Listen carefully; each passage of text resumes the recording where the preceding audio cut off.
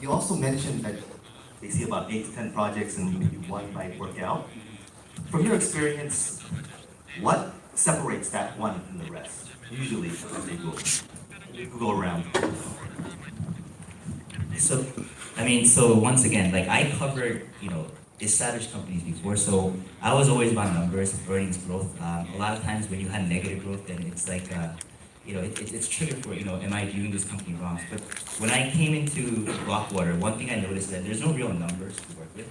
And when I talk to my VC friends, it's always about the team, and I see why, because team is very important. But when you actually go down the list of why startups fail, they say it's team, and sometimes they're discouraged. Sometimes there's government regulations. Those are some of the main key issues. But for us right now, so I'm still trying to adjust to the fact that maybe I shouldn't be as numbers oriented because it doesn't exist, and we don't know if it really makes sense to figure it out. But it's the team, and it's a very cliche answer, but it's a team. Yeah, I totally agree. I think teams, when you're working with startups that are actually like 5 people in the team and still don't have a real product, and still don't have that many customers, it's hard to analyze anything else.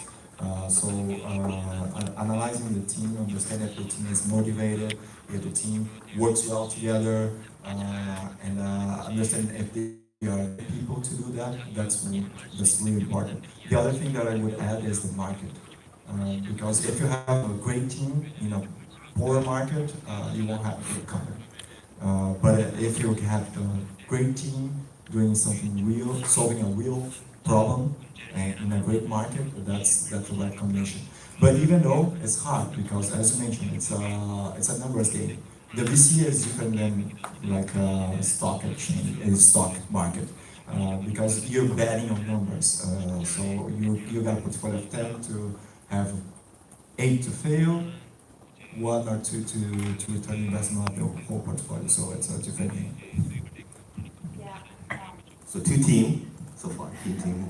I'm afraid that my answer will not be that different. You probably know a really popular investor called Jack Dorsey, and he mentioned that successful companies comes from 10% idea, 90% execution, and you need a team to do it. So if you really are trying to understand what he's trying to say is, of course, idea is really important. And I think the team, but most importantly, I think whether the team has like technical and business capability to really execute the idea, plus some resilience, because doing a startup is not really easy, and it has to go through a lot of ups and downs, right? And if I can add one more thing, I think it's really timing.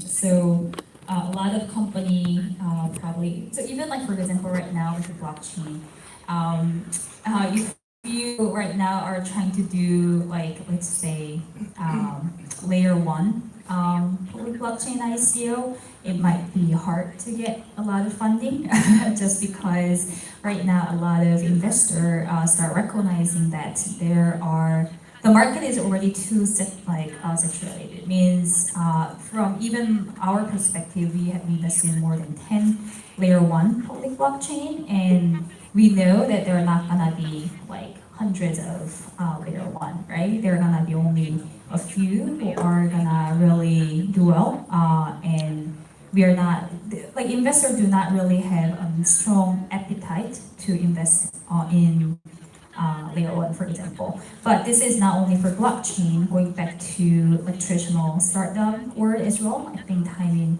really is important.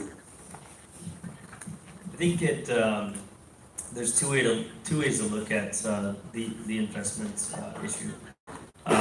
If you think about it from the issuer's perspective, at least as far as security tokens go, we haven't had enough time to see a model that's developed and what the returns on that investment might be in the future. But as far as the fundraising is concerned, I don't think there's as big of an issue as people might think at the moment. Right, the current ICO climate is awful. The market's completely tanked. Most of the VCs who were sitting in Ethereum for the majority of their funding have dried up unless they had proper treasury management, hopefully. And but on the SEO side, it's interesting because we are seeing a lot more traditional investors getting involved. They weren't hit by the decline in the cryptocurrency market. And then as far as the fundraising is concerned, it seems like a lot of these high-end projects, they're not just startups moving to do a security token. It wasn't just an ICO that shifted over, but like the reverse ICO model, the existing businesses that already have revenue streams, even projects that have done fundraising, like different funds on an annual basis, who are bringing in investors in, already have these investors in hand, who are already going to be investing in these things anyways, and decided to do an STO in order to gain momentum and kind of the trend of having that go through. So as an existing business with revenue, I think it'll be interesting to see those models come out and what it's going to be like for the return on investment in the next year or two for those types of projects. Not really the on the startup side. I think it might falter and it might that is a little bit more of a gamble there. So it's interesting to distinguish between the two. Okay, moving on to the future of STOs. ICOs were a huge hit, right? There were projects getting so much funding, and you mentioned a couple of scams, right? So people go into it knowing that this project's not gonna work out and they raise the money. That's very rare, right? Usually it's a case of they get the funding, all right, now it's time to build it. And they just can't build it. There's not enough blockchain developers, there's not enough out there. So my question is to anyone, open to anyone, what lessons can we learn from that whole ICO scene that we can take to the future of STOs to make sure things work out well in the future?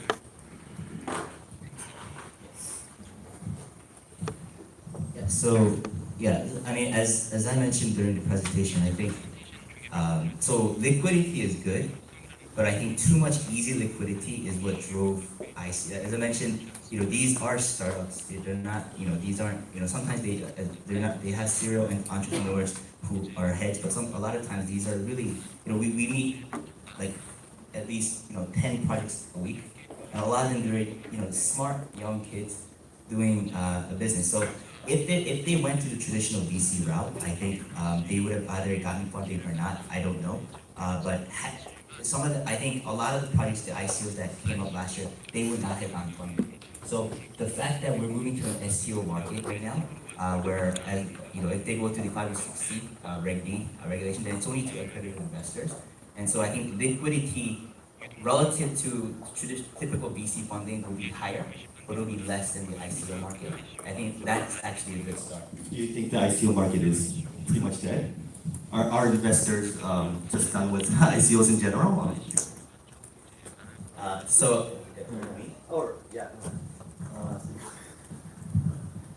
I don't think they are dead. It's dead actually. I think it's a good way to raise money for projects such as a new blockchain or like decentralized dApps or decentralized companies. So I think it will still be used, but it's not gonna be the same. It's not gonna be a way to raise easy money. And that's what happened in the ICO. If you see how the ICO price behaved after listing, like the companies that did the ICOs, they usually had a high spike and then it dropped very high. And why is that? It's because a lot of investors, they weren't investing in the project itself. They knew that this project had created a hype, and there were a lot of investors that are going to enter this project. So they enter the project just to flip it when it was done. And I think that's, although our investors are looking for returns, those kinds of investors were the majority on the ICOs. And I don't think that will happen in the STO. I think most of the investors, they will be more like institutional investors, credit investors, people that they are more financial savvy and they know how to evaluate projects.